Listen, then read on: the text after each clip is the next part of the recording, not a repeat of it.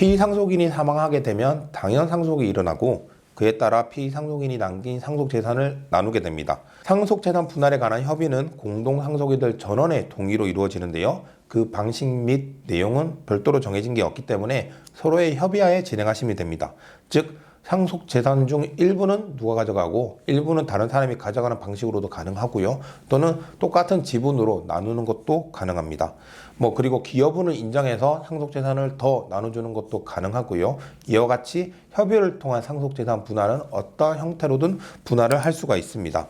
그 중에서 한 명이 상속 부동산을 모두 가져가고 추후 그 부동산이 팔리면 정산하기로 하는 방식의 상속재산 분할도 가능한데요. 이 경우 증여세나 양도세 등 세금적인 문제가 발생할 수는 있지만 법적으로 이러한 방식에 의한 분할이 불가능한 것은 아닙니다.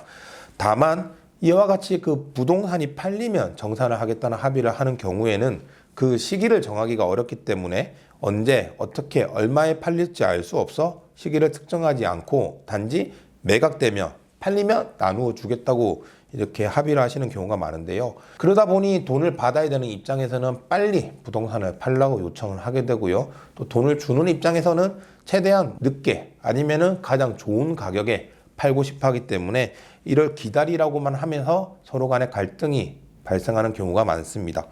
과연 상속 재산을 한 명에게 몰아주고 이것이 매각되면 그때 정산을 해주겠다고 한 약정이 있으나 이 부동산을 매각하지 않고 있는 경우에 법적으로 그 약정금을 내놓으라고 청구를 할 수 있을까요?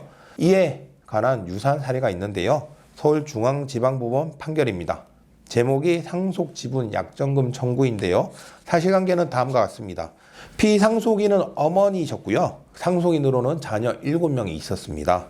이 상속재산은 부동산이었는데 이 피고가 되는 자녀 한 명이 그 부동산을 유증받아 취득하고자 시도하다가 발각이 되어서 이를 알게 된 다른 자녀들, 원고들이 모두 반대를 했습니다. 그러자 피고가 다음과 같은 각서를 작성해서 원고들에게 교부했는데요. 그 각서 내용을 보면 피고는 상속 당시 부동산의 재산 가치에 대해서는 상속 권한자의 7남매에게 소유 권한을 균등하게 인정하고 매매 등으로 인한 이익이 발생했을 때는 균등하게 분배한다. 어머니 채무 3천만 원은 우선 해결하고 재산 관리는 본인이 맡아서 하겠지만 매매에 관한 의견은 형제들의 의견을 따르겠다. 재산의 매매는 최대한 빨리 하도록 노력하겠다라는 것으로 돼 있었고요. 참고사항으로 그때 어머니 사망 당시에 그 부동산의 임대차 보증금 반환 채무 3억 1,800 그리고 여기 명시된 개인 채무 3천만 원이 있었습니다. 이후에 피고는 유증을 원인으로 소유권 이전 등기를 마쳤고요. 원고들이 피고에게 부동산 매도를 독촉했으나 피고는 이행하지 않고 있다가 그로부터 약 5년이 지난 이후에 원고들이 그 약정금을 내놓으라고 소를 제기한 것입니다. 이에 대해서 원고의 주장을 보면 피고는 원고들의 매매 독촉에도 불구하고 매도하지 않고 임대 수입을 독점했기 때문에 더 이상 기다릴 수 없다. 그러니까 내놔라. 대신 부동산의 시가에서 어머니 사망 당시 채무를 뺀 금액을 균등하게 나누어야 한다라고 주장을 했고요. 피고는 첫 번째로 아직 부동산 매매가 이루어지지 않았으니까 공정증서에 따른 의무가 발생하지 않았다라고 주장했고요. 두 번째로 시가에서 임대차 보증금 및 근저당 채무를 빼면 남는 돈이 없다, 나눠줄 것이 없다라고 주장을 했습니다. 여기에는 몇 가지 쟁점이 있는데요. 첫 번째로는 과연 피고에게 정산할 의무가 있느냐는 것입니다. 피고가 작성한 각서를 보면 매매 등으로 이익이 발생했을 때 이를 나눈다고 되어 있는데요. 아직 매매가 되지 않았기 때문이죠. 이에 대해서 우리 법원은 정산할 의무가 있다고 판단했는데요. 그 근거는 위 부동산이 어머니 상속 재산이었고 이를 공동 상속하였는데 이후 각서 및 공정증서가 작성되고 피고 명의로 소유권 이전 등기가 마쳐졌으니 위 공정증서는 어머니 상속인들인 원고들과 피고 사이의 상속재산 분할 협의에 해당한다. 그리고 7년간 이 임대 수입을 피고가 독점하고 있는데 이는 원고들이 바라는 바가 아니고 원고들은 당연히 이 부동산이 매도될 거라고 생각하고 있다.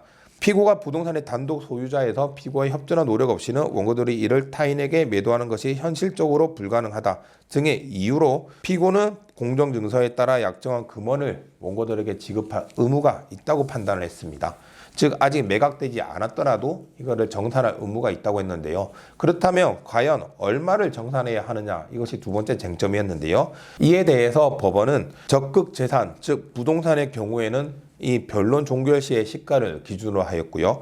소국재산, 즉 채무의 경우에는 피상속인 사망 당시의 채무를 기준으로 계산을 해서 남는 금원을 피고가 원고들에게 각 법정 상속분대로 지급하라고 판시하였습니다. 이 사안을 좀 더 보시면 이 피고는 어머니 사망 당시에 있던 임대차 보증금 외에 근저당 채무도 공제해야 된다고 주장을 했는데요. 이 근저당 채무는 피고가 유증으로 소유권을 취득한 이후에 발생한 것이기 때문에 이는 여기서 공제되어서는 안 된다고 법원이 판시한 것입니다. 이 상속 부동산을 상속인 중 한 명 또는 일부에게 모두 이전하고 이후에 이것이 매각이 되면 정산하기로 약정하는 경우에 그 매매 시기 등을 특정할 수 없어서 이러한 문제가 발생하는 경우가 많습니다. 하지만 오늘 소개해드린 판례와 같이 이런 경우에도 약정금 청구 소송을 통하여 본인의 권리를 되찾을 수 있는 방법이 있으니 이와 관련하여 궁금한 점이 있으시다면 저희 법률사무소 율쌤으로 연락 주시면 감사하겠습니다. 감사합니다.